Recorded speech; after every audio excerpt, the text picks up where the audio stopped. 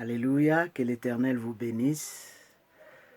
Me voici encore devant de vous pour partager une certaine réflexion, d'édification, de bénédiction au nom du Seigneur Jésus-Christ de Nazareth. C'est le pasteur Bruno et nous allons prier dans le nom de Jésus. Éternel, notre Dieu, notre Roi, nous te rendons grâce et nous te disons merci pour cette occasion que tu nous accordes encore avec, Seigneur, oh Dieu, ton peuple, afin de partager cette réflexion. Que ton esprit nous guide et que ta grâce soit notre partage à ces moments. Dans le nom de Jésus-Christ, nous avons ainsi prié. Amen. Bien-aimés de Dieu, que l'Éternel vous bénisse dans le nom puissant de Jésus-Christ de Nazareth. Nous voulons en fait partager une certaine réflexion ensemble parce qu'il est vraiment très important pour nous, les enfants de Dieu, de réfléchir par rapport à la parole de Dieu et par rapport aux réalités qui nous arrivent. Donc nous savons que la vie est pleine de réalités, pleine de choses qui se passent. Et nous, les enfants de Dieu, nous devons toujours réfléchir par rapport à la parole de Dieu.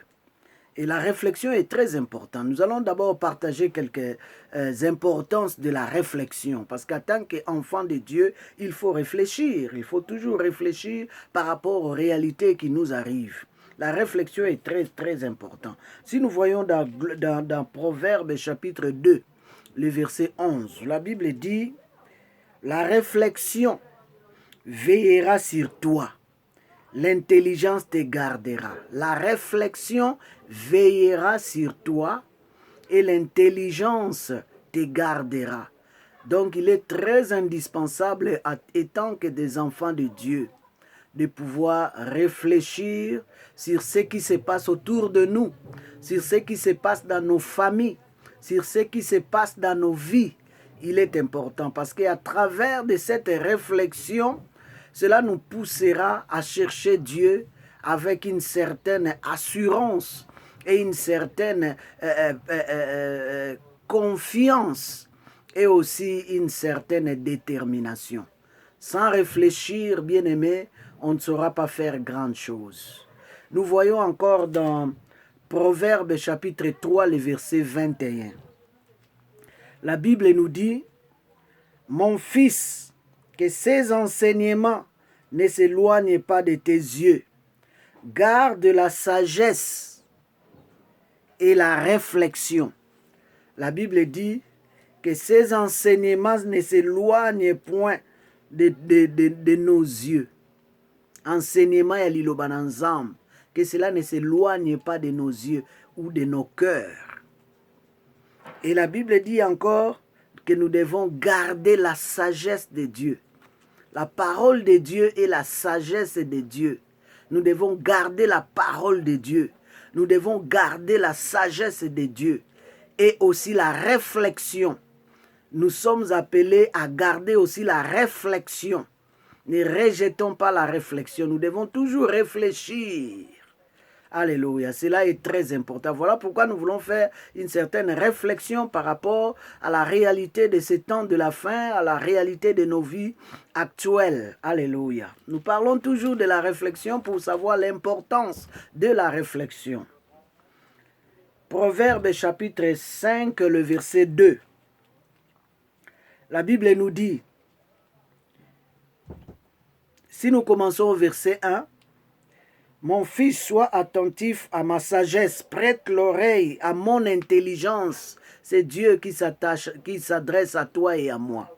« Afin que tu conserves la réflexion. » Alléluia.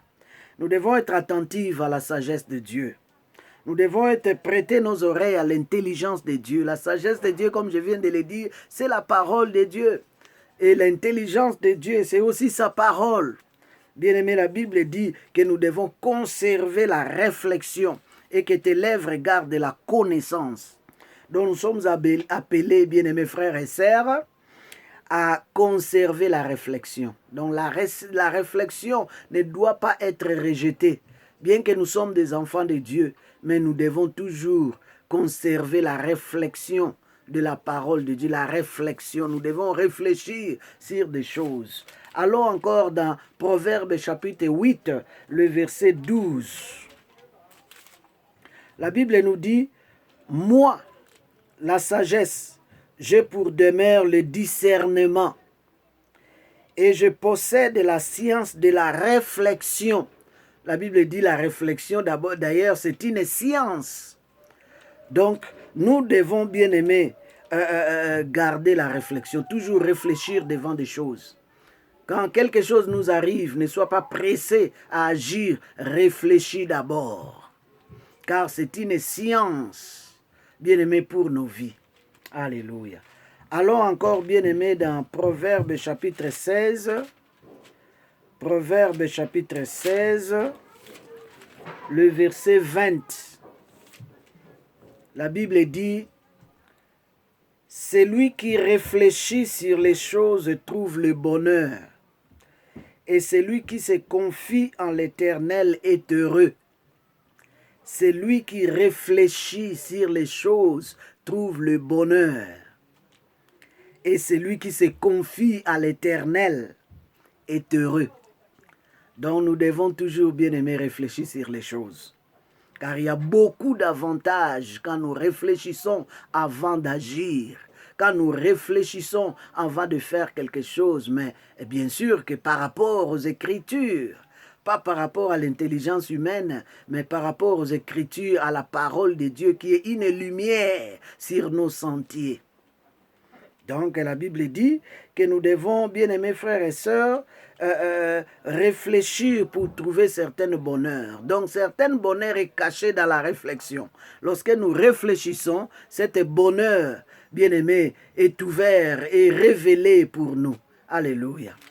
Et pour terminer sur cette page de la réflexion, nous allons voir Ecclésiaste.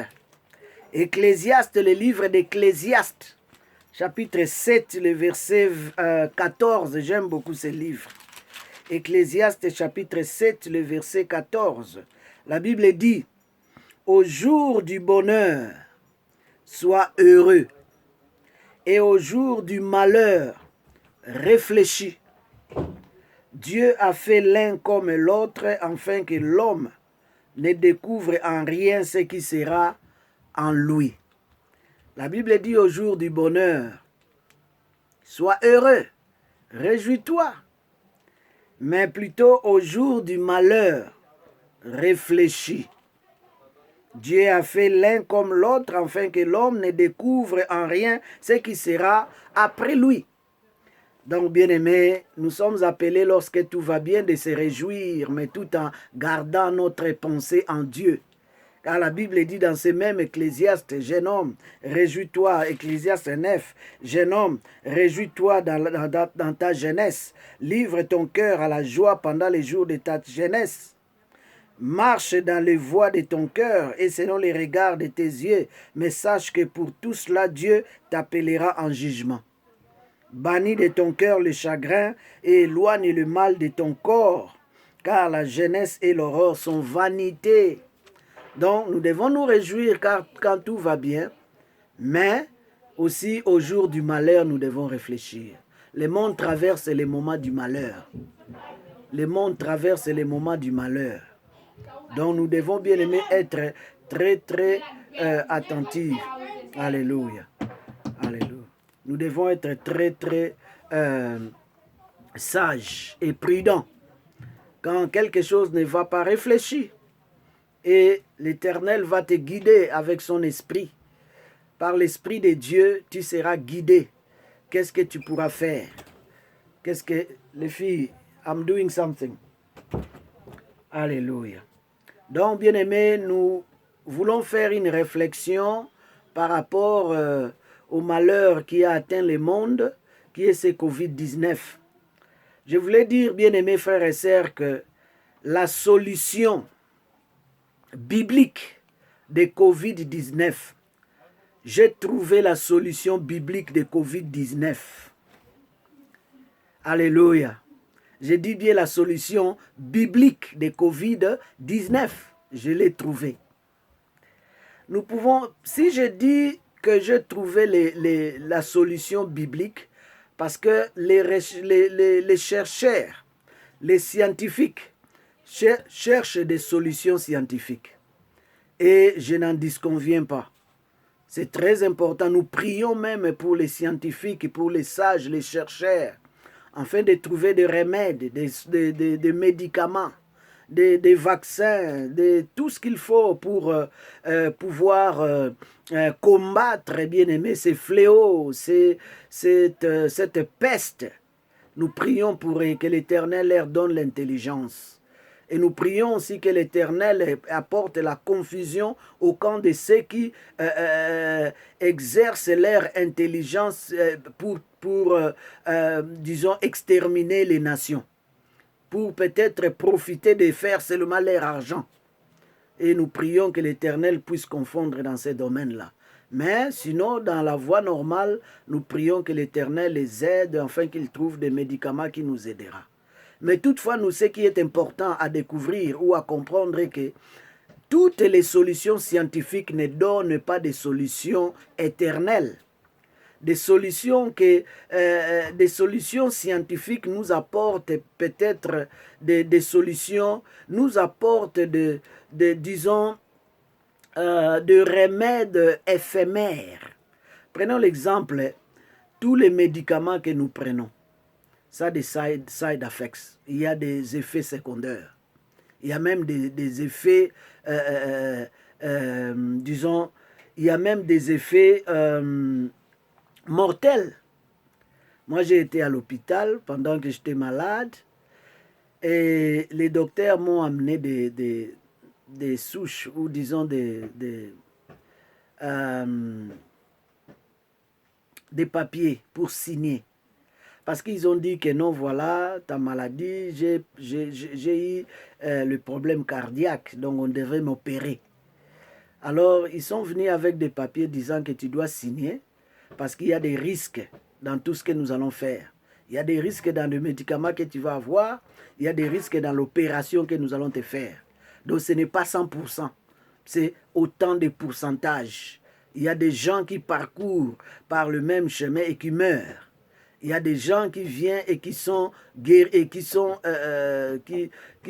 disons, guéris ou qui surpassent la situation de leur santé. Mais il y a toujours des problèmes qui viennent bien après. Et bien que nous sommes soignés, mais nous ne sommes pas là, nous ne resterons pas en vie éternellement sur cette planète de terre dans la chair.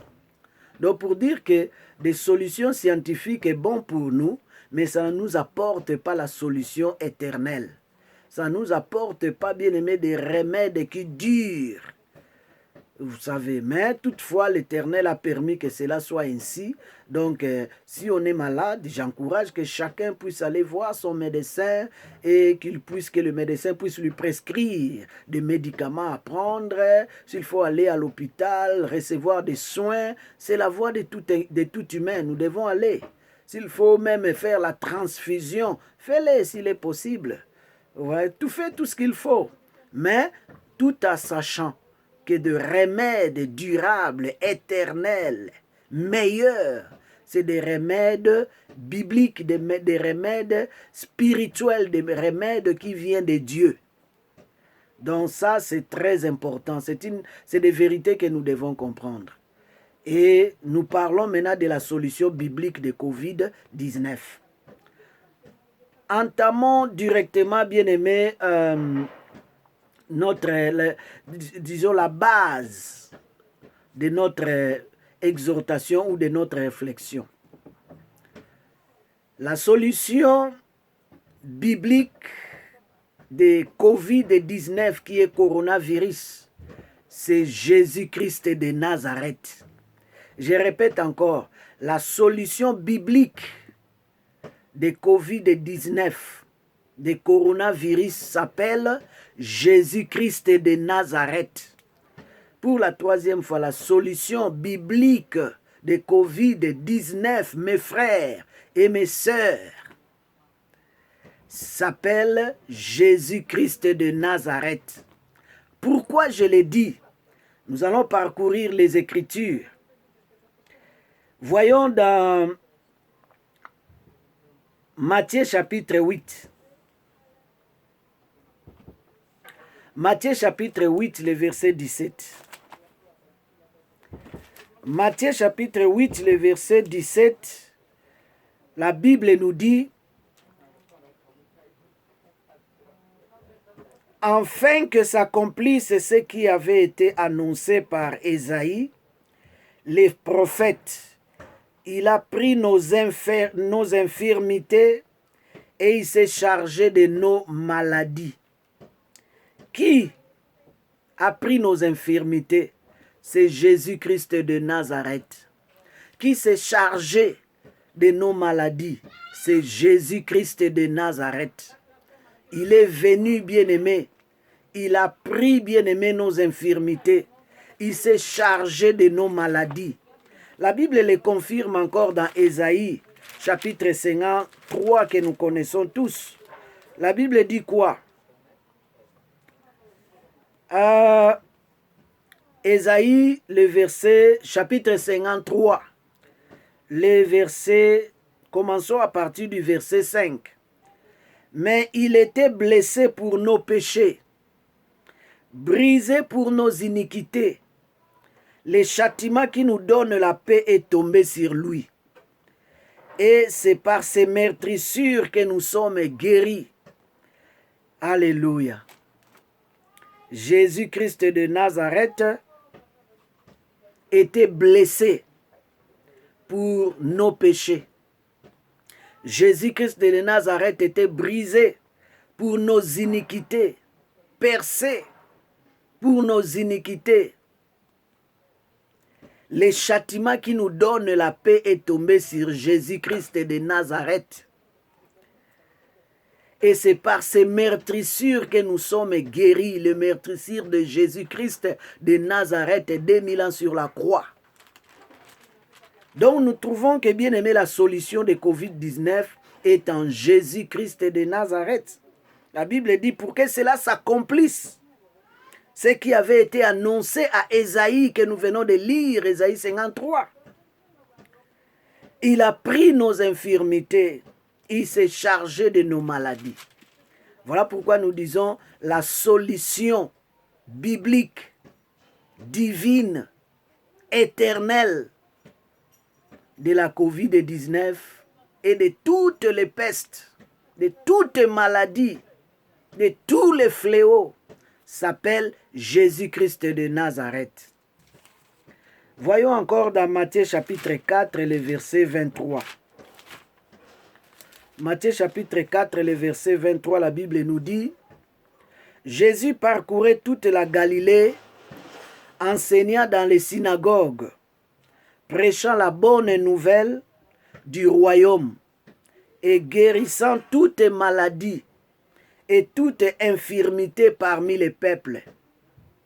Il parcourait, bien-aimé, tous les endroits, prêchant la bonne nouvelle, bien-aimé, du royaume, la bonne nouvelle du salut, et guérissant toute maladie et toute infirmité parmi les peuples. Donc la solution de Covid-19, bibliquement parlant, c'est Jésus-Christ de Nazareth. Lisons encore dans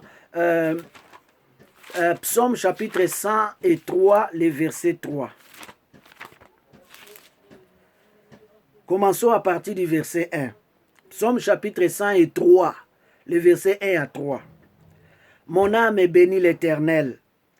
Que tout ce qui est en moi bénisse son saint nom. Mon âme bénit l'Éternel et n'oublie aucun de ses bienfaits. C'est lui qui pardonne toutes tes iniquités, qui guérit toutes tes maladies. Nous devons bénir Dieu, car c'est lui qui pardonne nos péchés. C'est lui qui guérit toutes nos maladies, qui guérit tous nos fléaux, nos pestes. C'est lui, l'Éternel Dieu des armées. C'est lui, Jésus-Christ de Nazareth. Amen. Oh, que l'Éternel soit loué, que l'Éternel soit adoré et soit exalté. Bien-aimé, coronavirus est d'une manière ou d'une autre un fléau, bien-aimé, qui a une puissance derrière elle. Cette maladie. Elle a, bien-aimé, un esprit derrière elle.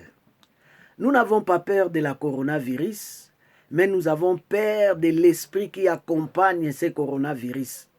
Et cet esprit s'appelle la mort. Tout le monde a peur de la mort en réalité.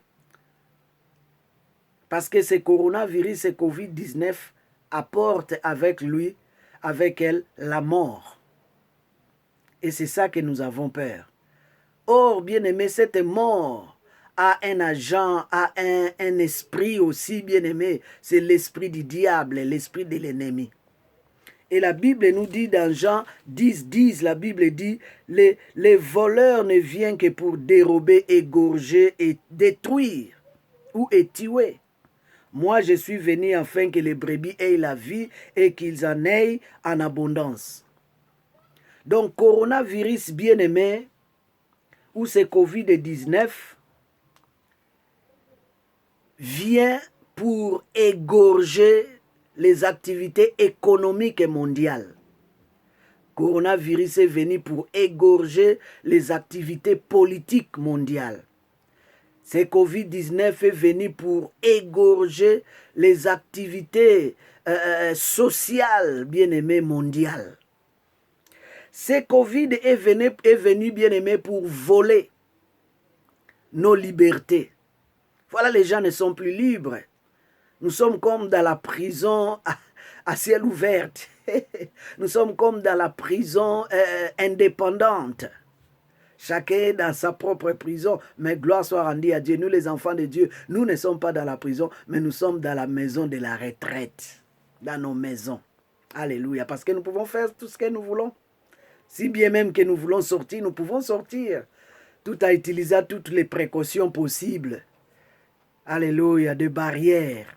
Alléluia.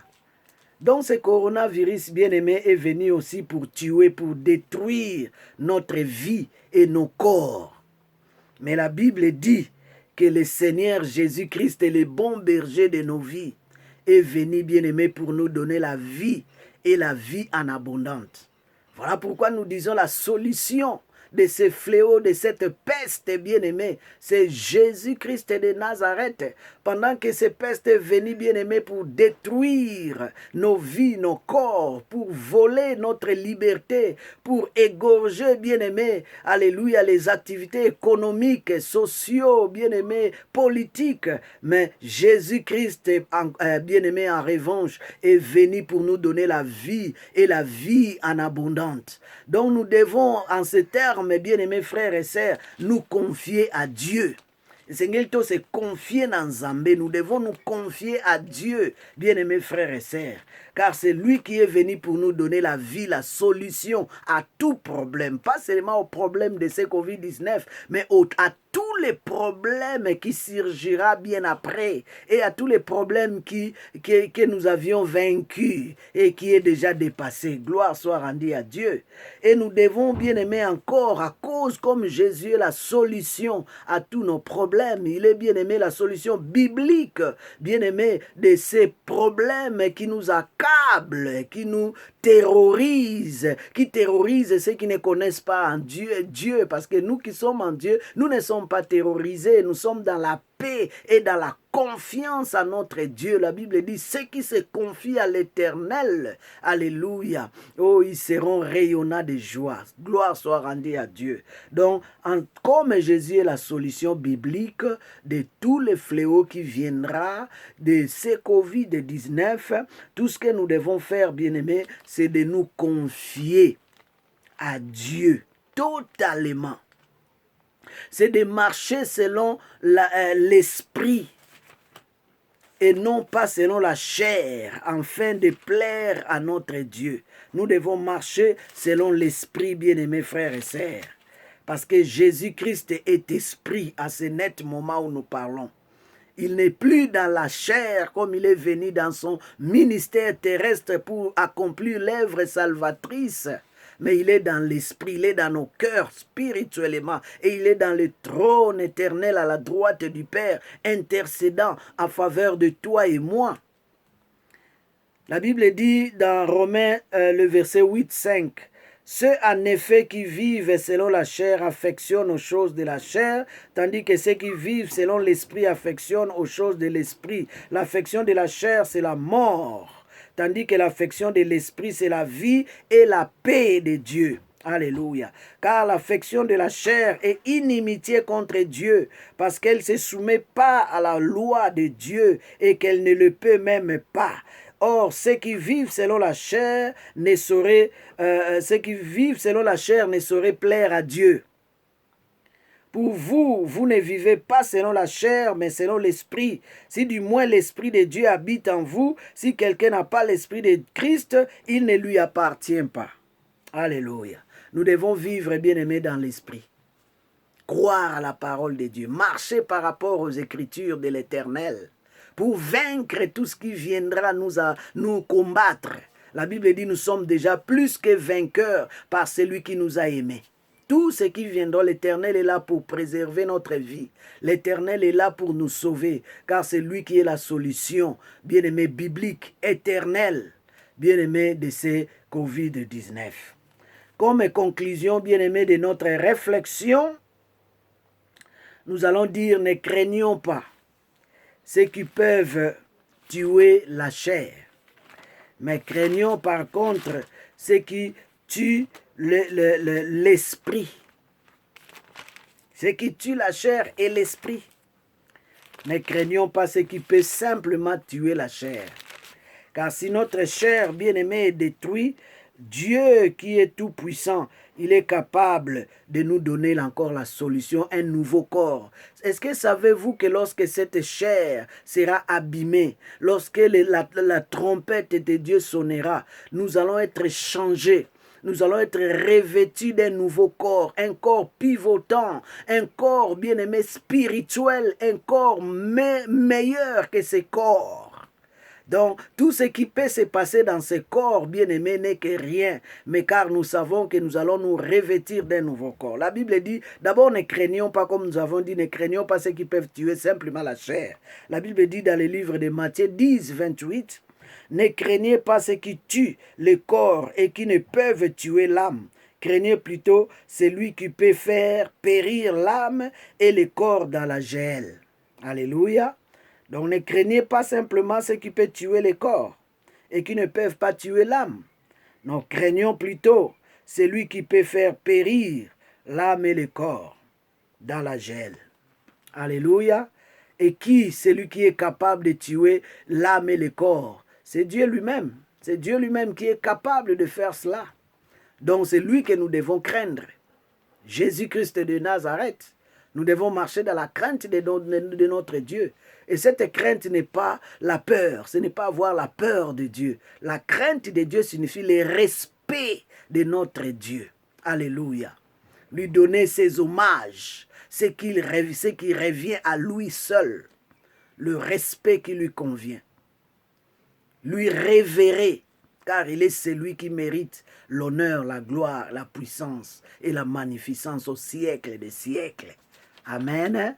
Donc, bien-aimés, comme un conseil biblique, la Bible dit dans Philippiens 4, 6, ne vous inquiétez de rien, mais dans toutes choses, faites connaître à Dieu vos besoins par la prière, supplication et action de Dieu et action de grâce, et la paix de Dieu qui surpasse toute intelligence remplira votre cœur en Jésus-Christ de Nazareth. Amen. Comme un conseil encore, Colossiens chapitre 2, 14, la Bible dit, notre Seigneur, il a déjà effacé l'acte dont les ordonnances nous condamnaient et qui subsistait contre nous. Et il a éliminé en les clouant à la croix. Il a dépouillé les dominations, les autorités. Il les a livrées publiquement en spectacle en triomphant d'elles sur la croix. Donc la solution de tous nos problèmes s'appelle Jésus-Christ de Nazareth. Quels que soient les problèmes que tu as, quels que soient les problèmes que nous pouvons avoir dans nos familles, dans nos foyers, la solution à ces problèmes s'appelle Jésus-Christ de Nazareth. Il est là pour nous donner la solution. Donc nous devons aller vers lui. Si nous n'avons pas encore reçu Jésus comme notre Seigneur et Sauveur, nous devons lui recevoir, nous repentir et accepter qu'il soit le Seigneur et Sauveur de nos vies.